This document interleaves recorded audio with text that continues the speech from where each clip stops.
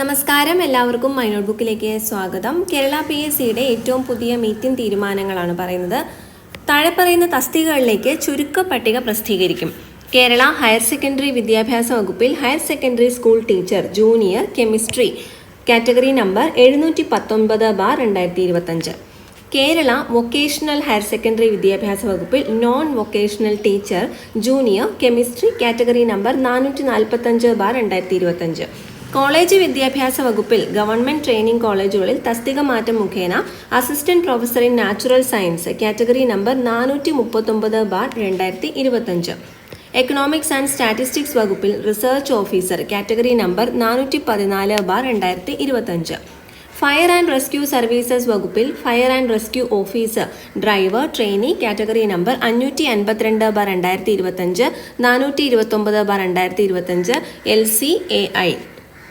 എറണാകുളം, കാസർഗോഡ് ജില്ലകളിൽ കേരള പോലീസ് സർവീസിൽ police constable trainee armed police battalion പട്ടികജാതി പട്ടികവർഗം കാറ്റഗറി നമ്പർ 34/2025.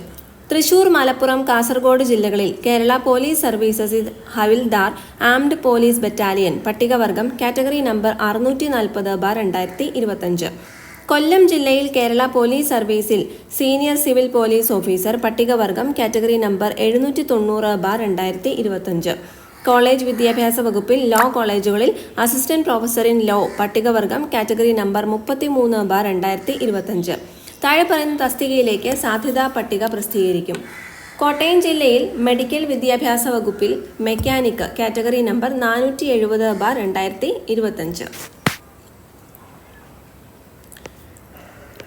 അടുത്തത് കേരള സംസ്ഥാന planning board chief category number 249/2022. Industry and infrastructure division തസ്തികയുടെ തെരഞ്ഞെടുപ്പുമായി ബന്ധപ്പെട്ട് ഒന്നാം പേപ്പറിന്റെ മൂല്യനിർണ്ണയം നടത്തിയതിൽ സംഭവിച്ച സാങ്കേതിക പിഴവ് പരിശോധിച്ച് റിപ്പോർട്ട് നൽകാൻ ആഭ്യന്തര വിജിലൻസ് ഓഫീസറെ ചുമതലപ്പെടുത്തിയിരുന്നു.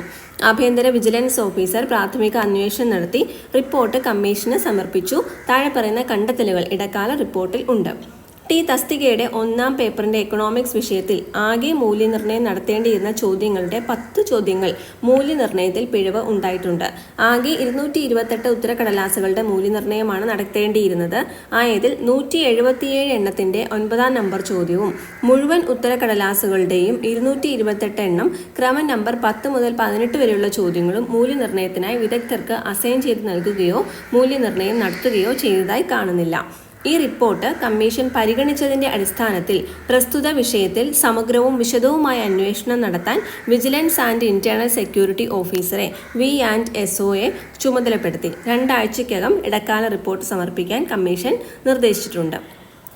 Thank you so much for watching. മറ്റുള്ളവരിലേക്ക് ഈ ഇൻഫോർമേഷൻ പാസ് ചെയ്ത് കൊടുക്കുക. Thank you.